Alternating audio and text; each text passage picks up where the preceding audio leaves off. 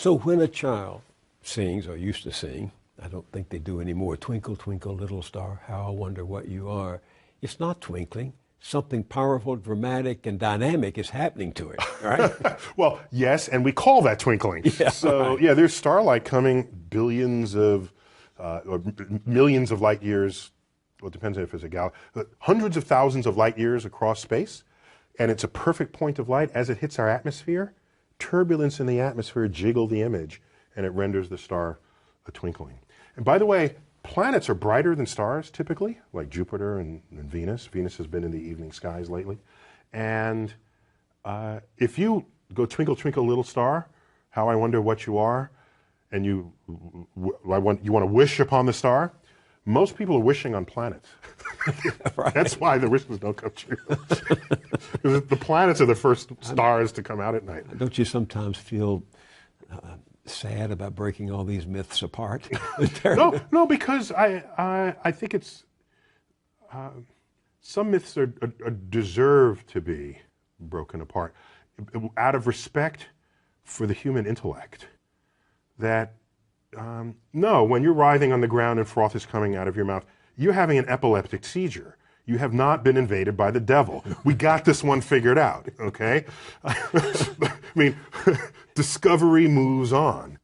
So I don't mind the power of myth and magic, but take it to the next frontier and apply it there. Don't apply it in places where we've long passed what we already know what's going on.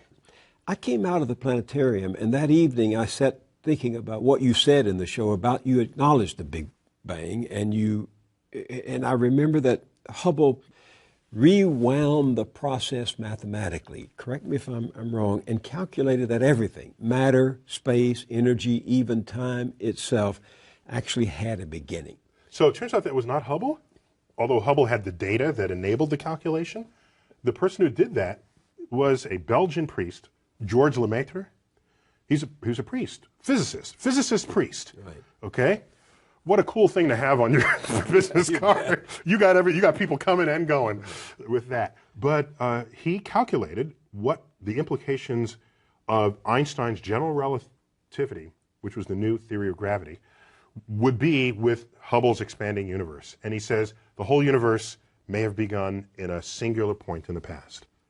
And thus, Big Bang as a phrase was used pejoratively of this idea, but it stuck. An incredible flash of energy and light, though. And matter, and yeah, all of this, all of the above. Do you give people who make this case that was the beginning and that there had to be something that provoked the beginning, do you give them an A at least for trying to reconcile faith and reason? I don't think they're reconcilable. What do you mean? Well, so let me say that differently. All efforts that have been invested by brilliant people of the past have failed at that exercise. They just fail. And so the track record is so poor that going forward I have essentially zero confidence, near zero confidence that there will be fruitful things to emerge from the effort to reconcile them. So, for example, if you knew nothing about science and you read, say, the Bible, the Old Testament, which in Genesis is an account of nature. That's what that is. And I said to you, give me your description of the natural world based only on this. You would say the world was created in 6 days and that stars are just little points of light, much lesser than the sun. And in fact, they can fall out of the sky, right? Because that's what happens during the Revelation. One of the signs that the second coming is that the stars will fall out of the sky and land on earth. To even write that means you don't know what those things are. You have no concept of what the actual universe is. So everybody who tried to make proclamations about the physical universe based on Bible passages got the wrong answer. Right. So what happened was when science discovers things and you want to stay religious or you want to continue to believe that the Bible is unerring, what you would do is you would say, well, let me go back to the Bible and reinterpret it. Then you'd say things like, oh, they didn't really mean that literally, they meant that figuratively. So this whole sort of reinterpretation of how figurative the poetic passages of the Bible are came after science showed that this is not how things unfolded. And so the educated religious people are perfectly fine with that. It's the fundamentalists who want to say that the Bible is the literal truth of God, and want to see the Bible as a science textbook, who are knocking on the science doors of the schools, trying to put that content in the science. Enlightened religious people are not behaving that way. They're saying, yes, science is cool, we're good with that, and use the Bible to get your spiritual enlightenment and your emotional fulfillment. I have known serious religious people, not fundamentalists, who were scared when Carl Sagan opened his series with the words, "The cosmos is all that is, or ever was, or ever will be." That scared them because they interpret that to mean then if this is it, there's nothing else, no God and no life after.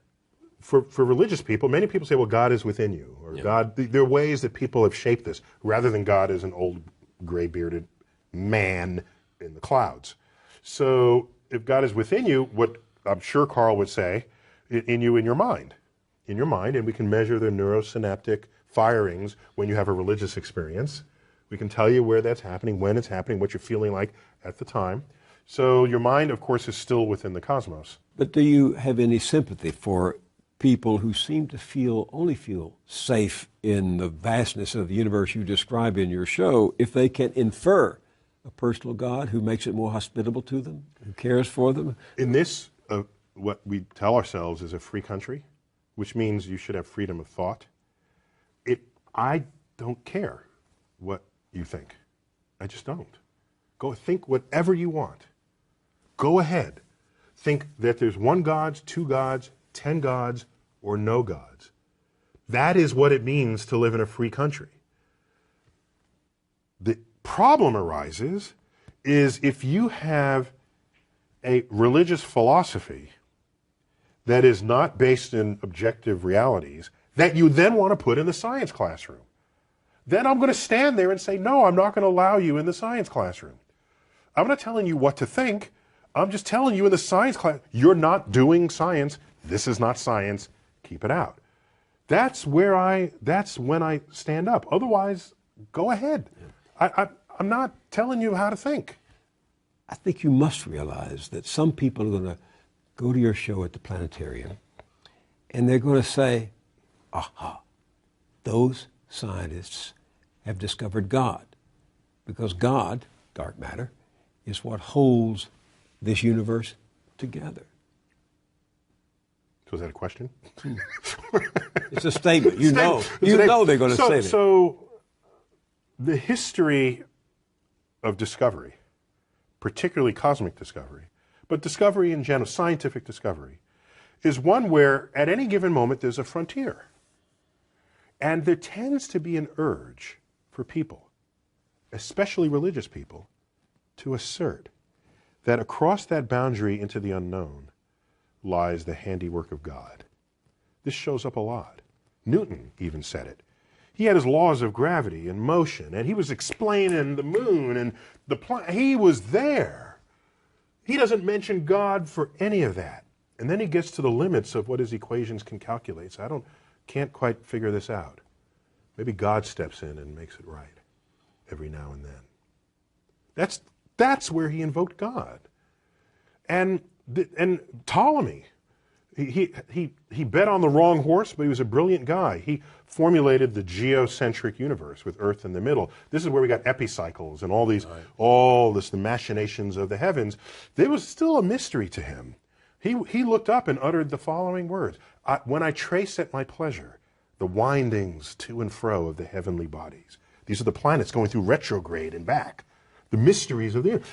When I trace at my pleasure the windings to and fro of the heavenly bodies, I no longer touch earth with my feet. I stand in the presence of Zeus himself and take my fill of ambrosia.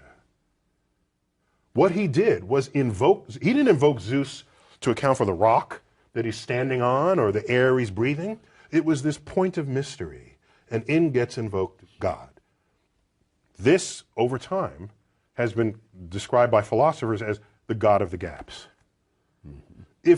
If that's where you're going to put your God in this world, then God is an ever-receding pocket of scientific ignorance. If that's how you're going to invoke God, if God is the mystery of the universe, these mysteries, we're tackling these mysteries one by one. If you're going to stay religious at the end of the conversation, God has to be more to you than just where science has yet to tread. So to the person who says, maybe dark matter is God, if the only reason why you're saying it's because it's a mystery, then get ready to have that undone.